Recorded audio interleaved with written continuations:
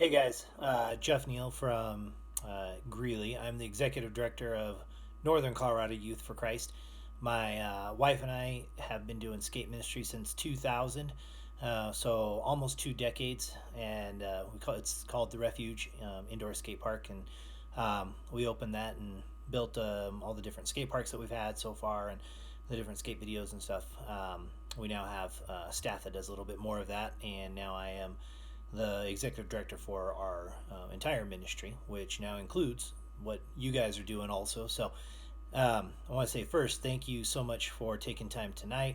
I'm sorry I'm not able to be there. We are always growing and doing some new ministries, and right now I'm in the midst of a really big piloting program that takes up a very large chunk of my time, and I'm just not able to be there with you tonight. So I'm sorry about that, but it definitely goes to show that the harvest is great, but the workers are few.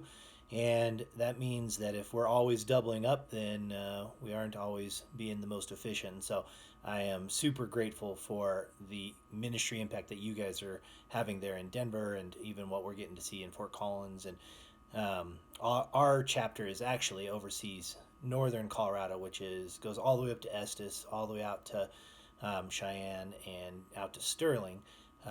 Unfortunately, it ends at Longmont, but we do have a good agreement with the Denver YFC chapter, so that we can make sure that Skateaway also gets to do some stuff in Greeley or in Denver. Sorry.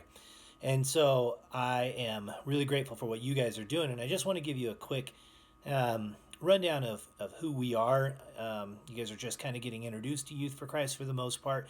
So I want to make sure that we really establish from the beginning who Northern Colorado Youth for Christ is, and actually who Youth for Christ as a nation are.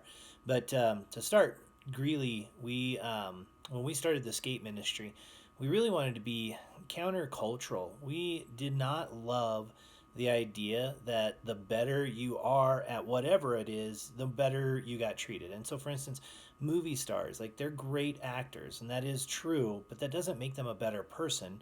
And yet, our society kind of starts to treat them like they're better people because they're really great actors. And great musicians get the same thing, rock star status. And even now, great skaters, great snowboarders, great BMXers, they all get treated better by our society in a lot of ways because of what they can achieve instead of who they are. And we really just did not see that that was who Jesus was, or anything about who Jesus said he was. And so we really worked hard to make sure that we communicated each person's value is based on who they are, not what they can achieve. And we really wanted to make sure to say that your value is in Christ, not in how good of a skater you are. And so we made sure to do things like make skate videos for kids who really aren't that good. We made sure to make photos and posts, and even little magazines for kids. Some kids were embarrassed to have their stuff out there into public because they knew they weren't that good. So we would just make it for them privately to say, look, you are so valuable that we would do for you what most of society would do for somebody who, Sean Malto or whoever. And so that has really resonated well with our kids. Throughout our organization, we do that now. Last year, Northern Colorado Youth for Christ had a little over 1,500 different kids come through our programs. We had 24. Sorry, my battery almost died, so I don't know if I lost you guys there for a second. We had 24 kids accept Christ last year. We had 13 baptisms. And I believe this approach is actually really something that's making a difference in their lives. And what we've recognized is that we are really attracting and really serving kids who have been abandoned by either one parent or both parents, or one parent's in jail, and one parent might be out but not necessarily present. But kids, whenever they get abandoned, they suffer trauma to their brain, and their brain chemistry is actually legitimately different. Scientifically, it's different. And so we had to have this different approach, and our approach happened to be really affecting them well. And in the midst of that, what we found was there is some training that we're starting to do now called TBRI, Trust Based Relational Intervention. And it's this practice about how to engage with a kid who has suffered trauma from abandonment to help them heal in a very biblical way. And so that is really a big focus of who we are and what we do. Because when you are willing to accept people for who they are and not what they can achieve, you will begin to see people who are abandoned feel like they're attracted to what you're doing because they're not getting it anywhere else. And really, that is the heart of what we're doing. Now, Youth for Christ is very strongly a relational ministry, and I believe you guys will get to see some of that tonight. That Mike has some stuff that we've talked about. So we have what's called RMAs, Relational Ministry Actions, and we also have processes.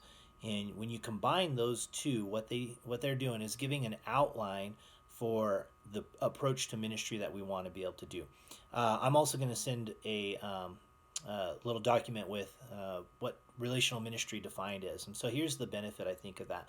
I'm currently mentoring a kid who is in jail that was a part of our ministry years ago. And whenever I went to mentor him, so I got a call from the jail. It said, hey, we've got a kid here. We can't tell you who he is, but he wants you to come mentor him because he requested you. So I went to jail and I found out who it was. And I said, oh, yeah, I do. I know who this kid is. You know, he's a kid from our skate park years ago.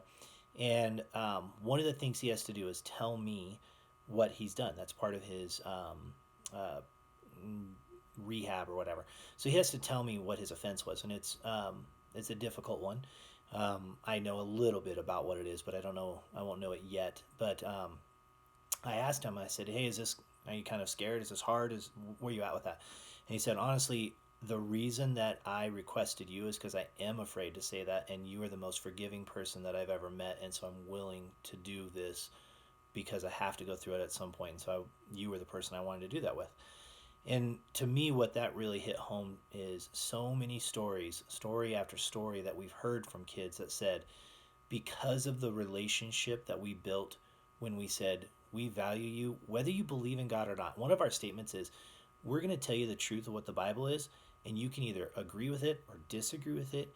You can believe it or not believe it, and that is not going to change the fact that we love you and we care for you, and we're going to provide a loving, caring, accepting environment for you, no matter what your decision is on that.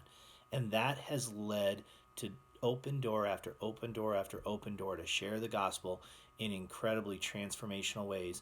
When kids, I mean, it's an old adage, they don't care what you know until they know that you care. And I don't care how cliche that is, it stinking works. And so that is who Northern Colorado Youth for Christ, that's who Youth for Christ as a nation is.